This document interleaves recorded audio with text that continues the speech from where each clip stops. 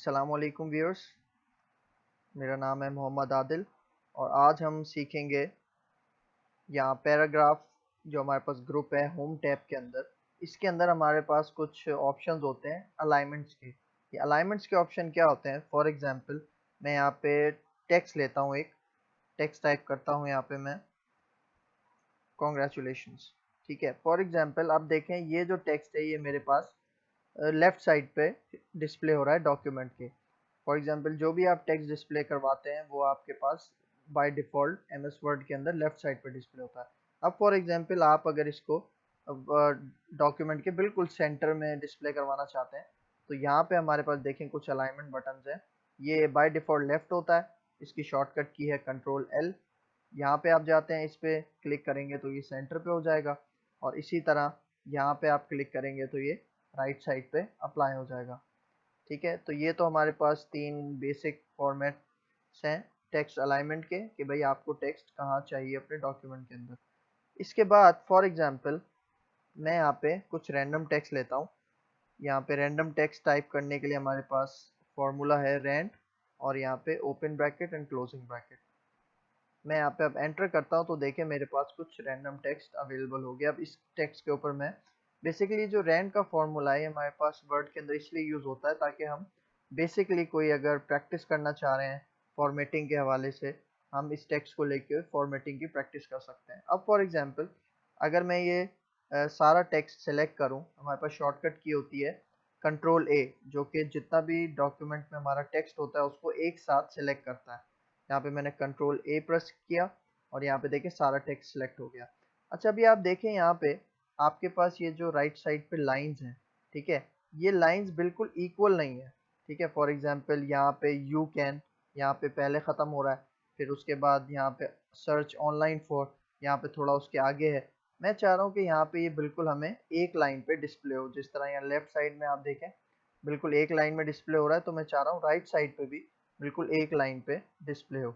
तो मैं यहाँ पे अलाइनमेंट टेक्स्ट अलाइनमेंट के अंदर एक हमारे पास बटन होता है जस्टिफाई का। मैं इसके ऊपर क्लिक करता हूँ तो देखिए हमारे पास ये अब बिल्कुल एक लाइन में अपीयर हो रहे हैं। ठीक है, तो ये हमारे पास जस्टिफाई का ऑप्शन है। फिर इसी के साथ हमने एक ऑप्शन पढ़ा था यहाँ पे, फॉर एग्जांपल यहाँ पे जो हमारे पास पैराग्राफ है अगर इनके दरमियान मुझे स्पेसिंग ख़त्म करनी है तो मैं यहाँ पे ये बटन चूज़ करता हूँ रिमूव स्पेस आफ्टर पैराग्राफ। तो देखें यहाँ पे हमारे पास जो भी जितना भी गैप था पैराग्राफ्स के दरमियान में वो रिमूव हो गया। ठीक है, फिर इसके बाद फॉर एग्जांपल मैं इस टेक्स्ट को यहाँ से डिलीट करता हूँ। फॉर एग्जांपल मैं यहाँ पे जस्ट टाइप करता हूँ एक दिस इज एमएस ऑफिस। अब मैं फॉर एग्जांपल इस टेक्स्ट को सिलेक्ट करता हूँ और यहाँ पे हमारे पास एक ऑप्शन होता है शेडिंग का। शेडिंग का ऑप्शन क्या करता है? फॉर एग्जांपल मैं इसको सेलेक्ट करके यहाँ पे शेडिंग अप्लाई करूँ तो देखें ये शेडिंग पूरी लाइन पे अप्लाई हुई है। मतलब फॉर एग्जांपल जहाँ तक मैंने टेक्स्ट अप्लाई किया है उसके बैकग्राउंड पे नहीं बल्कि पूरी लाइन पे अप्लाई होता है। यहाँ पे हमारे पास एक बटन होता है टेक्स्ट हाईलाइट कलर।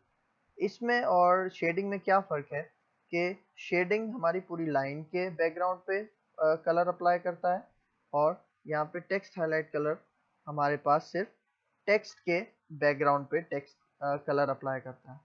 ठीक है, तो ये फ़र्क है दोनों में।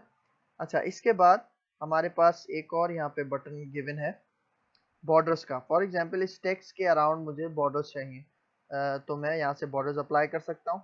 फॉर एग्जांपल मैं इस बटन के ऊपर क्लिक करता हूँ। यहाँ पे टेक्स्ट आपने पहले सेलेक्ट करना है और फिर यहाँ पे जाके बॉर्डर सेलेक्ट कर लें। फॉर एग्जांपल अगर आपको चारों तरफ चाहिए तो आप ऑल बॉर्डर्स अप्लाई करें तो इस तरह से ये अप्लाई हो जाएगा।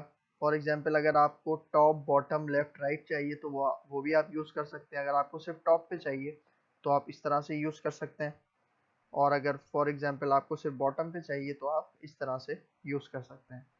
ठीक है, यहाँ पे बहुत सारे स्टाइल्स हैं, आप यहाँ पे इसमें चूज़ कर सकते हैं। अच्छा, अब फॉर एग्जांपल हमारे पास यहाँ पे एक बटन होता है सॉर्टिंग का।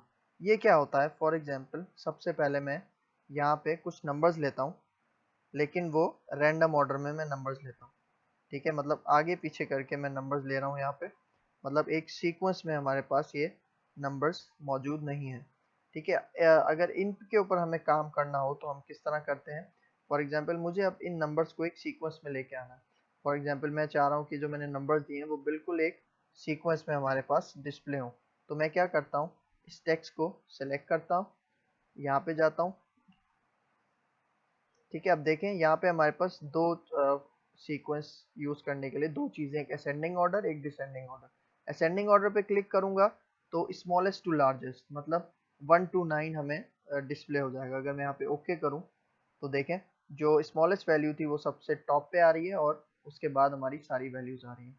अगर फॉर एग्जांपल अब मुझे लार्जेस्ट टू स्मॉलेस्ट लेके जाना है तो मैं इस पे क्लिक करता हूँ और यहाँ पे आके डिसेंडिंग पे चेक लगाता हूँ और यहाँ पे ओके कर देता हूँ।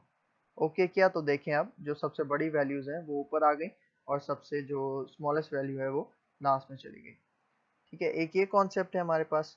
अच्छा, फिर हमारे पास यहाँ पे एक बटन आपको गिवन है, शो और हाइड का बटन। शो और हाइड का बटन हमारे पास किस लिए यूज होता है। फॉर एग्जांपल हमारे डॉक्यूमेंट में, फॉर एग्जांपल यहाँ पे कुछ टेक्स्ट है। ठीक है, ये कुछ टेक्स्ट मैंने टाइप किया है। इसके बाद फॉर एग्जांपल हम यहाँ पे स्पेसेस भी यूज करते हैं अपने डॉक्यूमेंट में। फॉर एग्जांपल यहाँ पे देखें ये मैंने स्पेसेस यूज किए हैं और इसके बाद फॉर एग्जांपल मैं यहाँ पे टैब्स भी यूज करता हूँ। ठीक है, टैब हमारे पास हाफ इंच डॉक्यूमेंट में हमें आगे लेके जाता है। ठीक है, फॉर एग्जांपल हमारे डॉक्यूमेंट में अगर इस तरह की स्पेसेस या टैग्स हों, मतलब ऐसे कोई कैरेक्टर्स हों जो हमें विजिबल नहीं होते, अगर हम उनको देखना चाहें तो हम यहाँ पे शो एंड हाइड का बटन यूज करते हैं। फॉर एग्जांपल अभी देखें मैंने यहाँ पे स्पेस भी दिया और यहाँ पे मैंने टैब भी दिया आपने, लेकिन मुझे यहाँ पे बज़ाहिर विजिबल नहीं है। अगर मैं विजिबल करवाना चाहूँ तो मैं इस बटन के ऊपर क्लिक करता हूँ तो देखें यहाँ पे हमारे पास जहाँ पे टेक्स्ट है उसके एंड में हमारे पास एक सिंबल बना हुआ आ गया जो कि हमें बता रहा है, ये तो हमें जाहिर है। उसके बाद यहाँ पे जो हमने स्पेस प्रेस किए हैं तो देखें यहाँ पे डॉट डॉट का साइन है और यहाँ पे मैंने 2 दफ़ा टैब प्रेस किया था तो यहाँ पे हमें ये बता रहा है कि यहाँ पे आपने टैब प्रेस किया हुआ है और यहाँ पे स्पेस प्रेस किया हुआ है।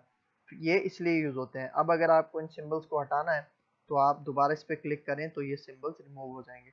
देखिए अब दोबारा हमें इस डॉक्यूमेंट में जो टैब्स और स्पेस दिए हैं उसका हमें पता नहीं चल रहा। ठीक है, thank you guys. Next video में आते हैं और इसको कंटिन्यू करते हैं। अल्लाह हाफिज़।